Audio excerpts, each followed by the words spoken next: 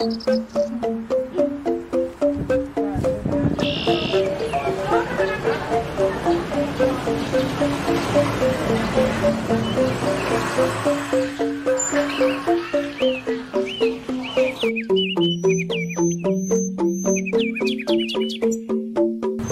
yang bisa dibantu, Bu?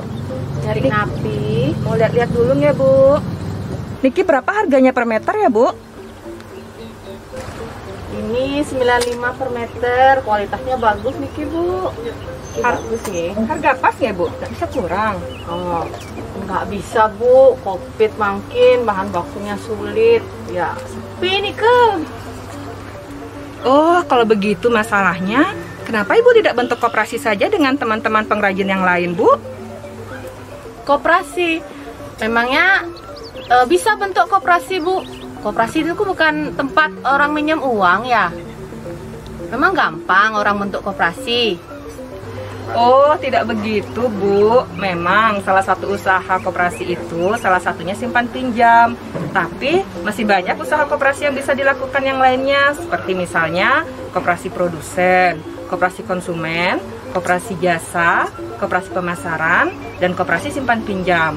Kalau misalnya contohnya Niki, Ibu jadi pengrajin endek, nanti Ibu sama teman-teman pengrajin yang lain bisa membentuk koperasi produsen.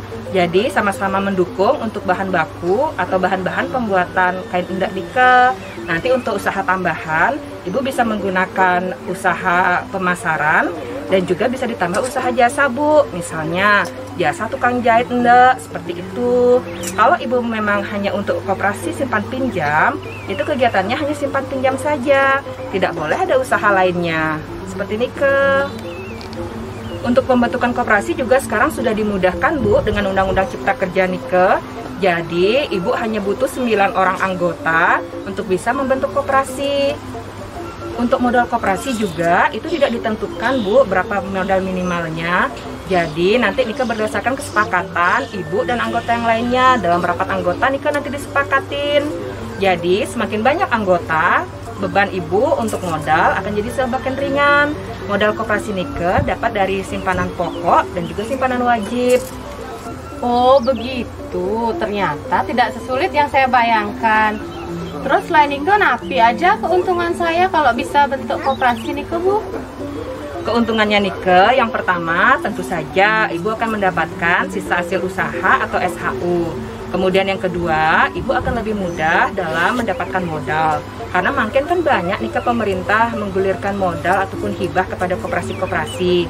Kemudian untuk pemasaran, Ibu juga bisa bekerja sama dengan pengrajin yang lain untuk memasarkan produknya Ibu. Jadi kira-kira seperti itu, Bu, kemudahannya. Ternyata mudah ya. Tapi, ada tapinya Niki, Bu.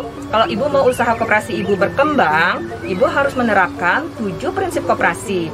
Yaitu yang pertama, keanggotaan bersifat sukarela dan terbuka. Yang kedua, pengelolaan dilakukan secara demokratis. Yang ketiga, sisa hasil usaha diberikan sebanding dengan besarnya jasa anggota. Yang keempat, pemberian balas jasa yang terbatas terhadap modal. Yang kelima, kemandirian.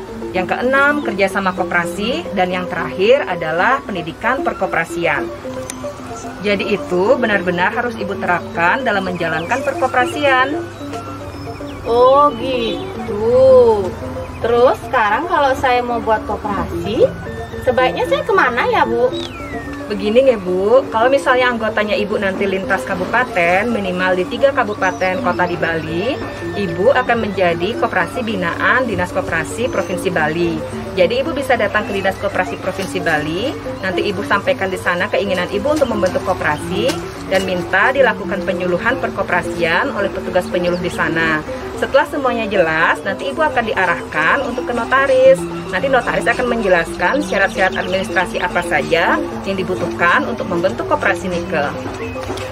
Oh, nggih, kayaknya saya tertarik membuat koperasi. Ngomong-ngomong, Ibu kok tahu banyak tentang perkoperasian? Ibu dari dinas apa? Kebetulan Tiang dari Dinas Koperasi Usaha Kecil dan Menengah Provinsi Bali, Bu. Nanti kalau Ibu ke sana, Ibu pasti ketemu dengan Tiang. Oh, nggih, Bu.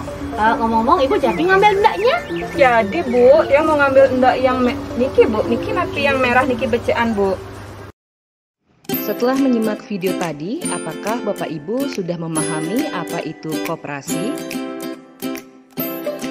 Jadi, berdasarkan Undang-Undang Nomor 25 Tahun 1992, koperasi adalah suatu badan usaha yang beranggotakan orang seorang atau badan hukum koperasi yang melaksanakan kegiatannya berdasarkan prinsip koperasi, sekaligus sebagai gerakan ekonomi rakyat yang berdasar atas asas kekeluargaan.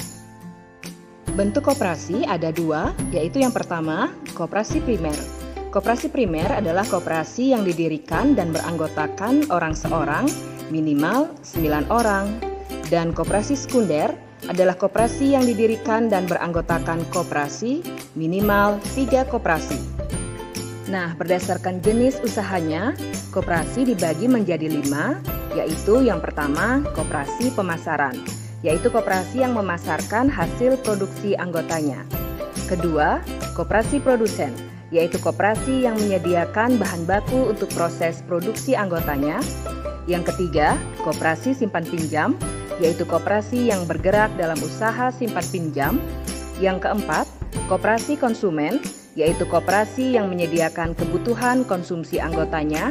Dan yang kelima, koperasi jasa, yaitu koperasi yang bergerak dalam bidang jasa.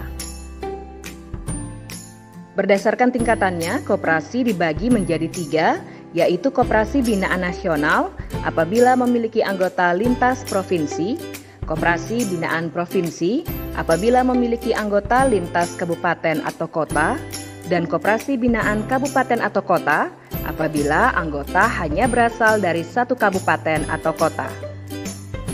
Perlu diingat Bapak Ibu bahwa landasan koperasi adalah Pancasila dan Undang-Undang Dasar 1945. Sedangkan dalam menjalankan usahanya, koperasi harus berdasarkan atas asas kekeluargaan. Lalu apa yang menjadi tujuan koperasi? Koperasi bertujuan membangun tatanan ekonomi nasional, memajukan kesejahteraan masyarakat dan anggota, serta mewujudkan masyarakat yang maju, adil, dan makmur. Fungsi dan peran koperasi. Pertama, membangun dan mengembangkan potensi dan kemampuan ekonomi anggota pada khususnya dan masyarakat pada umumnya untuk meningkatkan kesejahteraan ekonomi dan sosialnya. Kedua, berperan serta secara aktif dalam upaya mempertinggi kualitas kehidupan manusia dan masyarakat. Ketiga, memperkokoh perekonomian rakyat sebagai dasar kekuatan dan ketahanan perekonomian nasional dengan koperasi sebagai soko gurunya. Yang keempat, berusaha untuk mewujudkan dan mengembangkan perekonomian nasional yang merupakan usaha bersama berdasar atas asas kekeluargaan dan demokrasi ekonomi. Nah, Bapak Ibu, untuk mewujudkan koperasi yang baik, koperasi harus melaksanakan kegiatannya berdasarkan prinsip-prinsip koperasi, yaitu 1. Keanggotaan bersifat sukarela dan terbuka. Sukarela artinya tidak ada paksaan bagi seseorang untuk bergabung menjadi anggota koperasi. Terbuka artinya setiap orang yang memenuhi persyaratan menjadi anggota dapat menjadi anggota koperasi. 2. Pengelolaan secara demokratis, artinya setiap anggota memiliki hak yang sama dan dapat memberikan pendapat demi kemajuan koperasi. 3. Pembagian sisa hasil usaha sebanding dengan besarnya jasa usaha masing-masing anggota. Semakin besar partisipasi anggota dalam koperasi, semakin besar SHU yang diterima. 4. Pemberian balas jasa yang terbatas terhadap modal. Artinya, modal digunakan sebesar-besarnya untuk pengembangan koperasi. 5. Kemandirian, artinya koperasi berusaha sendiri untuk memajukan usahanya. 6. Kerjasama antar koperasi, artinya koperasi bekerja sama dengan koperasi lain demi kemajuan koperasi. 7. Pendidikan perkoperasian, yaitu pendidikan perkoperasian diberikan kepada anggota agar lebih memahami mengenai pengelolaan koperasi yang sehat. Organisasi koperasi terdiri dari penasehat, rapat anggota, pengurus, pengawas, pengelola, dan unit usaha. Rapat anggota memegang peranan tertinggi dalam organisasi koperasi. Peranan anggota dalam koperasi sangat penting. Untuk itu, anggota memiliki peranan yang pertama, melakukan transaksi ekonomi usaha dengan koperasi secara taat dan berkesinambungan. Kedua, membayar simpanan dan kewajiban keuangan lainnya. Ketiga, hadir dalam rapat anggota. Keempat, siap menanggung risiko apabila terjadi kerugian sesuai dengan ketentuan yang berlaku. Kelima, mengikuti kegiatan member education. Dan yang keenam, turut serta dalam pengendalian atau pengawasan jalannya koperasi. Di dalam koperasi, anggota juga memiliki hak dan kewajiban. Hak anggota koperasi yang pertama, menghadiri, berpendapat, dan memberikan suara dalam rapat anggota. Kedua, memilih dan dipilih menjadi pengurus dan pengawas. Ketiga, memberikan pendapat atau saran kepada pengurus dan pengawas di luar rapat anggota. Keempat, memanfaatkan koperasi dan mendapat pelayanan yang sama antar sesama anggota. Kelima, mendapat keterangan mengenai perkembangan koperasi menurut ketentuan dalam anggaran dasar. Sementara itu, kewajiban anggota koperasi adalah yang pertama, memenuhi anggaran dasar dan anggaran rumah tangga serta keputusan yang telah disepakati. Kedua, berpartisipasi dalam kegiatan usaha yang diselenggarakan. Dan yang ketiga, mengembangkan dan memelihara kebersamaan atas asas kekeluargaan. Lalu apa perbedaan koperasi dengan lembaga lainnya? Dari aspek kekuasaan, kekuasaan tertinggi pada koperasi berada di tangan anggota. Sementara pada lembaga lain, kekuasaan tertinggi berada pada pemegang saham mayoritas. Tujuan usaha koperasi yaitu member service, sementara pada lembaga lain, tujuan usaha adalah profit oriented. Manajemen koperasi bersifat demokratis dan open management, sementara lembaga lain, pemegang saham menentukan jalannya lembaga atau closed management. Dari aspek pasar, pangsa pasar koperasi jelas, sementara pada lembaga lain, pangsa pasar bersaing merebut pasar. Permodalan koperasi dapat berasal dari modal sendiri dan modal lain. Modal sendiri dapat berasal dari anggota, koperasi lain, bank, dan lembaga keuangan non-bank, obligasi dan surat hutang, serta penyertaan dan sumber lain. Sementara modal lain dapat berasal dari simpanan pokok, simpanan wajib, dana cadangan, dan donasi. Langkah pembentukan koperasi yaitu yang pertama, penyuluhan perkoperasian. Penyuluhan perkoperasian dilakukan dengan tujuan agar para calon anggota koperasi memahami mengenai perkoperasian. Setelah dilakukan penyuluhan perkoperasian, dilanjutkan dengan tahapan kedua yaitu pembentukan koperasi, dilakukan dengan cara melakukan rapat anggota untuk menentukan nama koperasi yang akan dibentuk, jumlah modal yang akan disetor yaitu berupa simpanan pokok dan simpanan wajib, memilih pengurus dan pengawas koperasi, serta menentukan hal-hal lainnya. Tahapan ketiga yaitu prakoperasi, di mana koperasi sudah mulai dapat menjalankan usahanya, namun tanpa memasang papan nama koperasi. Setelah yakin koperasi dapat berjalan dengan maksimal, koperasi dapat melakukan pengajuan badan hukum melalui notaris kepada Kementerian Hukum dan HAM. Tahapan yang terakhir yaitu pengesahan atau penolakan badan hukum oleh Kementerian Hukum dan HAM. Setelah Bapak Ibu yakin koperasi yang Bapak Ibu bentuk dapat berjalan dengan maksimal, Bapak Ibu dapat melakukan langkah selanjutnya yaitu pengajuan badan hukum. Syarat pengajuan badan hukum koperasi sesuai Peraturan Menteri Hukum dan HAM Nomor 14 Tahun 2019 yaitu 1. Mengajukan surat permohonan pemakaian nama koperasi yang diajukan ke Menteri melalui Direktur Jenderal yang berisikan nama koperasi yang dipesan minimal 3 kata dan jenis koperasi. 2. Mengajukan surat permohonan pengesahan akta koperasi ke Menteri melalui Direktur Jenderal.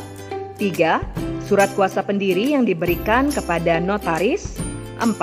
Minuta akta pendirian koperasi. 5. Berita acara rapat pendirian koperasi. 6. surat bukti penyetoran modal, rencana kerja koperasi 3 tahun, dan untuk koperasi simpan pinjam atau unit simpan pinjam, melampirkan administrasi dan pembukuan, nama dan riwayat hidup calon pengelola, serta daftar sarana kerja. Peraturan Pemerintah Republik Indonesia Nomor 7 Tahun 2021 tentang kemudahan, perlindungan, dan pemberdayaan koperasi dan usaha mikro kecil dan menengah. Dalam peraturan tersebut, pemerintah memberikan beberapa kemudahan kepada koperasi, yaitu yang pertama, anggota koperasi primer minimal 9 orang, memanfaatkan platform teknologi digital untuk mendorong akselerasi dan integrasi serta daya saing. Kelebihan kemampuan pelayanan koperasi dapat digunakan untuk memenuhi kebutuhan masyarakat yang bukan anggota koperasi dalam rangka menarik minat masyarakat menjadi anggota koperasi. Hasil pelaksanaan rapat anggota wajib disampaikan kepada kementerian dan atau dinas melalui sistem pelaporan baik secara elektronik maupun manual. Rapat anggota dapat dilaksanakan secara daring atau luring.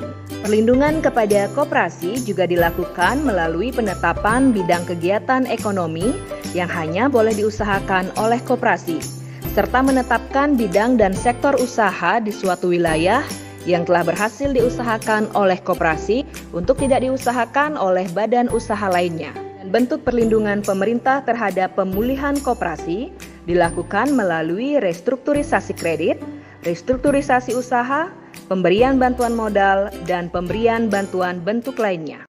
Diharapkan melalui kegiatan ini, para pengrajin tenun tradisional Bali maupun para UMKM lainnya lebih eksis ke depan di dalam menjalankan kegiatan usaha. Untuk itu kami mari kawal para pelaku pengrajin tenun tradisional Bali maupun para UMKM ikutlah bergabung dalam wadah koperasi. Diharapkan melalui wadah koperasi, para pengrajin tenun tradisional Bali maupun para UMKM akan jauh lebih eksis dalam menjalankan kegiatan usaha. Selamat bergabung dengan koperasi dalam baik itu binaan Provinsi Bali maupun Dinas Koperasi Kabupaten Kota Semarang.